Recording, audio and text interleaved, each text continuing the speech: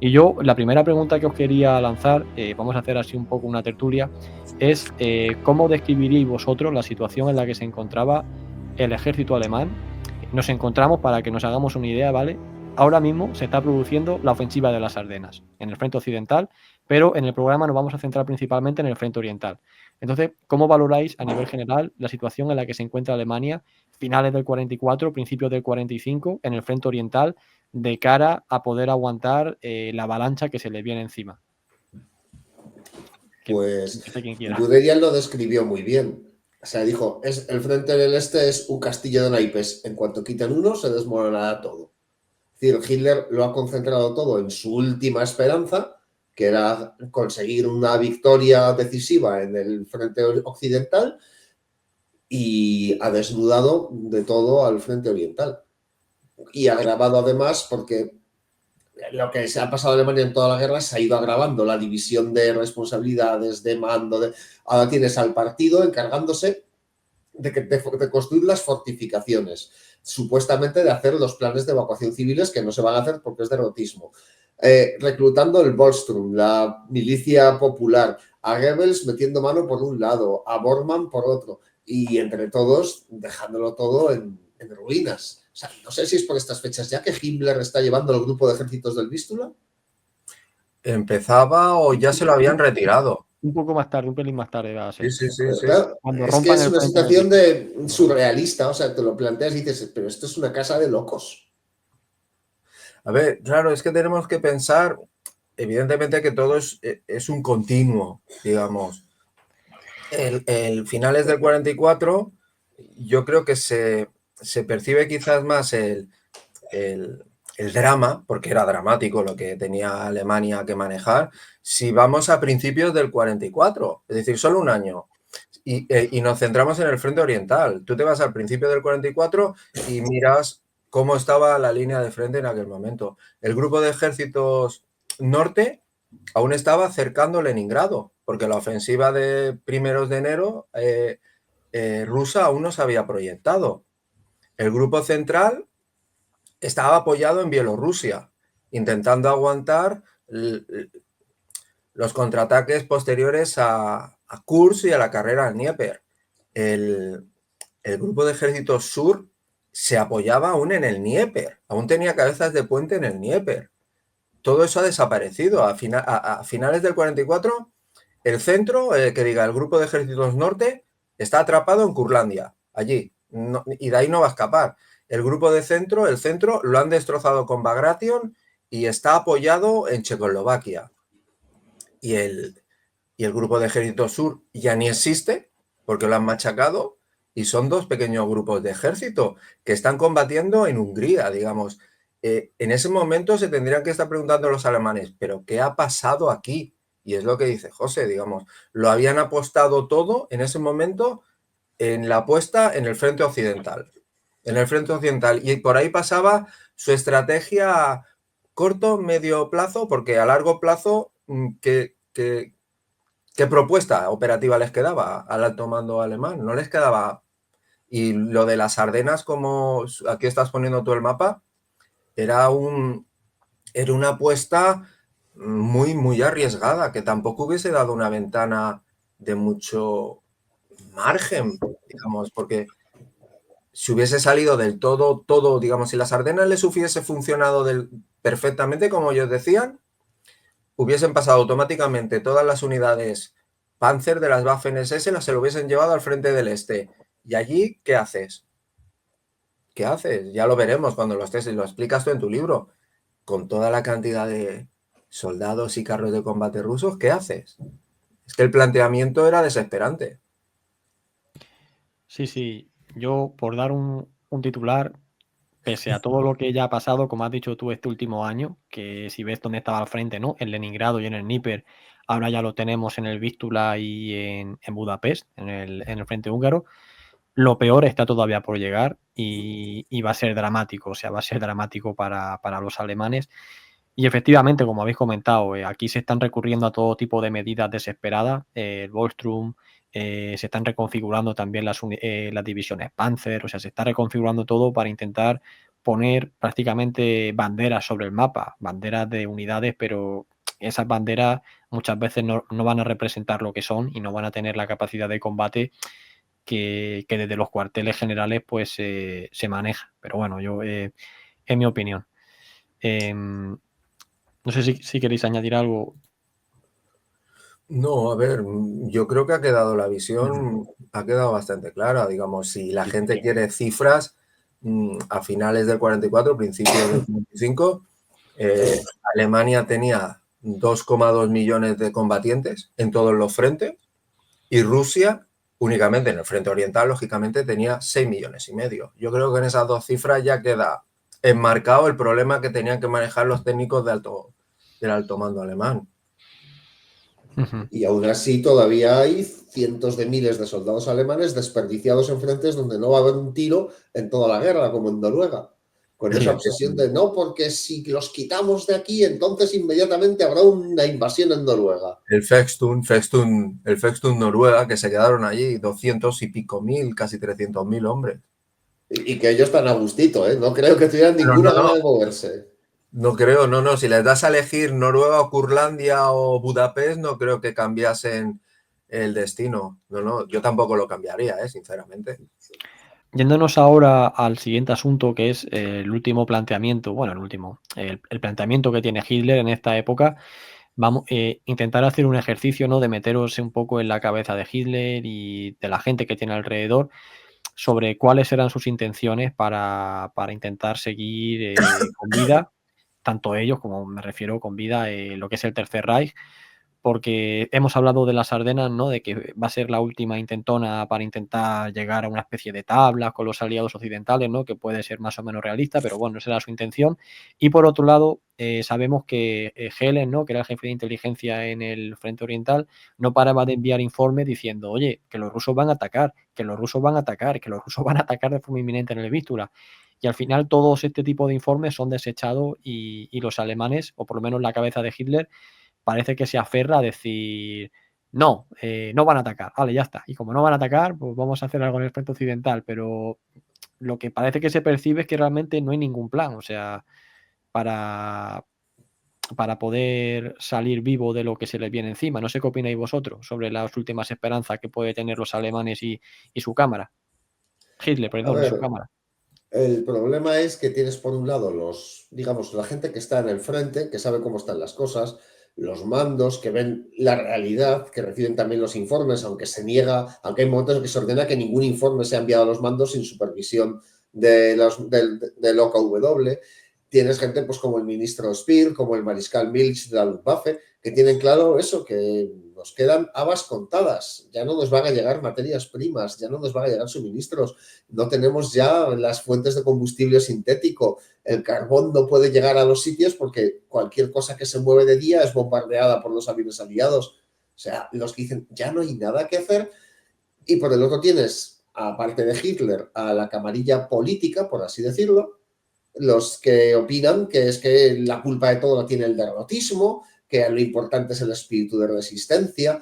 Yo recuerdo leer los diarios de Goebbels. Es un ejercicio interesante. Goebbels tendría, pues, obsesión, no por escribir, porque no escribía él, lo dictaba. Pero, o sea, son enormes las entradas y siempre hablando de que, pues, por ejemplo, en ese momento está filmando una película sobre la resistencia de Königsberg en las guerras de Federico II, me parece. Dice que eso es más importante que enviar divisiones al frente porque levantará la moral. O sea, en el 45 quiere estrenar una película. Tienes a los gerifaltes del partido que aprovechan pues para intentar colgarse medallas y convencidos de que en algún momento esto se parará y nosotros seremos los que hemos apoyado al Führer. O sea, es una visión de la realidad absurda.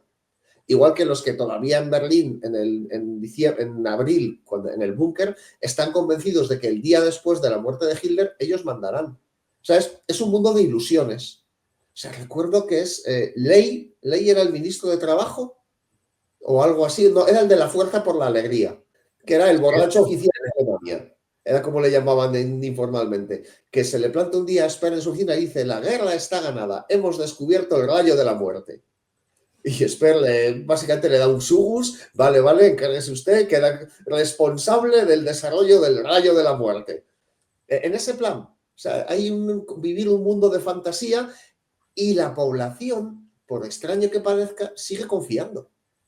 Algunos, o sea, tienes la población de la zona occidental que tienen la suerte de los americanos y esos directamente es que no es que apedreen a los soldados que intentan resistir, pero casi. Pero, por ejemplo, la población que vivía en Prusia Oriental no han conocido la campaña de bombardeos, no han sufrido demasiado la guerra, no tienen ni idea de lo que se les viene encima. Y cuando se les venga encima, nadie les va a decir, oye, por aquí, no, los gerifaltes van a salir corriendo y les van a dejar abandonados. O sea, es una situación de absurdo. Lo que decía Hitler, todo esto son mentiras. ¿Por qué? Porque si no son mentiras, estoy perdido. Y como no quiero estar perdido, tienen que ser mentiras. O sea, esas son las ilusiones de las que viven, negar la realidad. Estoy de acuerdo en todo lo que dices, José, pero por matizar, para agregar, digamos, para acumular en la línea en que dices tú, para reforzar el mensaje que has dicho. Ellos ya, digamos, el alto mando sabía que no podía ganar, digamos, desde el desembarco de Normandía ya está, se había abierto el segundo frente, con mucha potencia y no había recursos. Tenían el frente de Italia, que Kesselring lo había bloqueado bastante, pero bueno, aquello era un frente también. Y en el este ya hemos perfilado un poquito en lo que estaba pasando, digamos, Rusia los estaba pulverizando porque tenía una capacidad industrial superior. Entonces, claro, la cúpula dirigente tiene miedo de que se produzca no una revolución, porque no va a haber una revolución, pero el intento de asesinato de Hitler en el verano del 44 es un aviso que les dice, hey, que hay corrientes tectónicas, aquí hay un movimiento soterrado que no está todo controlado. Claro, las autoridades, y por eso la figura de Goebbels es tan importante, porque él era el genio de la publicidad y de la manipulación, es el que inventó la frase que se utiliza hoy en día. Si dices una vez una mentira, es una mentira, pero si la repites 200 veces, se termina convirtiendo en verdad. Eso es marketing puro. Él repetía y has dado en el tema del rayo de la muerte que decías, José. Ese es el tema, es un tema impresionante, que es el de las Wunderwaffen. Realmente, si analizas el tema de las Wunderwaffen, que eso daría para un libro, no, para varios libros y podcasts, todos los que quieras.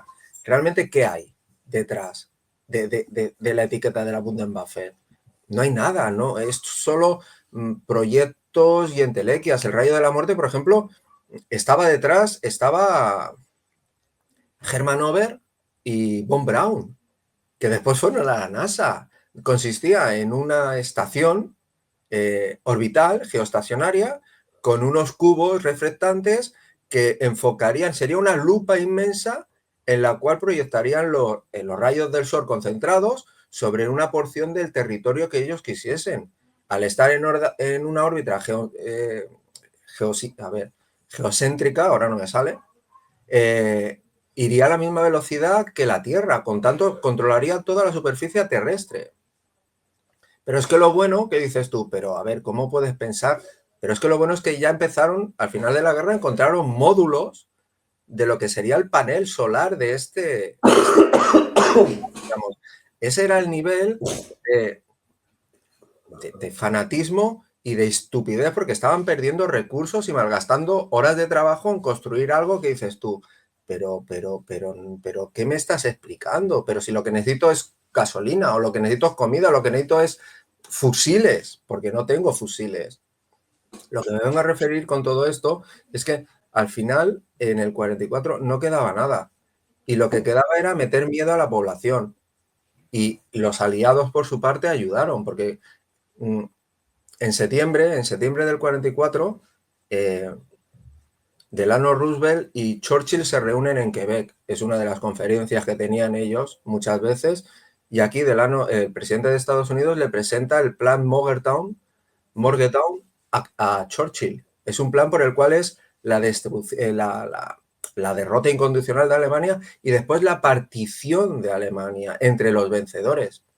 Este plan se filtra a los alemanes y Goebbels lo presenta ante la población para reforzar el espíritu de resistencia a ultranza. ¿Por qué? Porque si el partido nazi, si el Reich cae, lo que nos espera es esto, que descuarticen Alemania. Será peor que la Gran Guerra, será peor que el Tratado de Versalles, porque nos van a partir. Entonces, claro, con esto a la población intentaban mantenerla subyugada, controlada. A partir de que, además, el timing es muy interesante, porque en septiembre del 44 se presenta este plan en Quebec, llega poco después, llega a manos alemanas, se filtra, y entonces en el mismo septiembre se ordena oficialmente la creación de las primeras divisiones Volksgrenadier, que son las primeras divisiones más reducidas, intentar con recursos. En octubre se da la orden de crear las Volkssturm oficialmente, que se esperaban reclutar 6 millones de alemanes, desde los 16 a los 65 años. Esa era la esperanza que tenían ellos. La Volkssturm, la Volksgrenadier y después todas estas divisiones de nuevo cuño de la división Panzer 44, la división Panzer 45, que lo que era es tener carros de combate muy, muy potentes, pero en números muy, muy exiguos. Después ya hablaremos, si queréis, de las cifras de carros de combate alemanes que había en ese momento enfrente de los rusos. Y la verdad que las cifras son brutales, no podían hacer nada. Sí, yo creo que lo que se esconde principalmente detrás de las armas milagrosas al final es la esperanza de que ocurra, precisamente por eso se llama el milagro, ¿no? El milagro de que venga un arma capaz de darle la vuelta a la guerra. Que precisamente, mira, eso que has comentado del rayo de la muerte, lo leí el otro día, que está a punto de estar operativo, pero que se va a utilizar para alimentar los campos de, ¿cómo se llama esto?, de placas solares para reflejar luz por la noche del sol, no sé qué, pero bueno, que esa tecnología, quiero decir que hasta 80 años después todavía sigue sin estar operativa, o sea que imagínate sacar eso. Y me lo creeré cuando lo vea. Sí, claro, efectivamente. Claro. Ya, pero que esa tecnología que ellos pretendían utilizar para ganar la guerra en el 45, 80 años después, que no está todavía. Pero bueno, y yo por irme una frase, creo que la dijo Rumsfeld al final de la guerra, cuando lo capturan los estadounidenses, bueno, cuando se entregan a los estadounidenses, viene a decir como, la guerra son dos cosas, es industria. Y ustedes nos quitaron la industria, ¿no? Nos la bombardearon, tal y cual, y luego también se cargaron todo el sistema ferroviario y de comunicación, y al final pues impedía, ¿no?, que lo que se producía pues terminase llegando y tal, y se pudiera transportar. O sea, eso por un lado, ¿no? Y dijo, y por otro lado, la guerra en movimiento. Y ustedes nos paralizaron, tanto por este caos logístico total, como por la ausencia de gasolina y de combustible, y también por la presencia de la aviación enemiga, que impedía pues el correcto movimiento de las unidades alemanas, ya no entre Alemania, que también, sino sobre todo para realizar operaciones ofensivas, que siempre estaba muy limitado por este tipo de cosas. Y más o menos lo resumió así, ¿no? Los motivos de la derrota, que le quitaron la industria y que le quitaron la capacidad para el movimiento y la capacidad para la maniobra. Pero efectivamente, en esta época, como habéis dicho, se tiene que recurrir a un montón de medidas desesperadas. Yo creo que la más desesperada es tal vez lo del Volkssturm, ¿no? Reclutar a gente que parecía que estaba en su casa, que ya era mayor y que se iba a librar, y cuando de repente los reúnen y les dicen, oye, que os vamos a movilizar para el combate, oye, que no tenemos ni uniformes para daros porque no podemos producir 6 millones de la nada, oye, que tenéis que traeros vuestras propias armas de vuestra casa porque no tenemos armamento para equiparos, oye, que vais a recibir formación militar mientras seguís trabajando porque no podéis dejar de trabajar. Claro, entonces toda esta gente yo creo que le da un golpe de realidad en el que dice, pero vamos a ver, pero si el ejército regular y la Waffen-SS no han podido hacer nada, ¿qué esperan de nosotros? Que no tenemos ni armamento, ni entrenamiento, ni tenemos de nada, ¿no? Y yo creo que hay mucha gente se asustó, la verdad. La Volkssturm a mí me gusta verlo, porque a veces en otros sitios, incluso lo he escrito, percibo un cambio, no sé si vosotros también lo veis. Alemania actúa de una manera al final de la guerra que era muy, muy similar a cómo actuó, por ejemplo, Inglaterra al principio.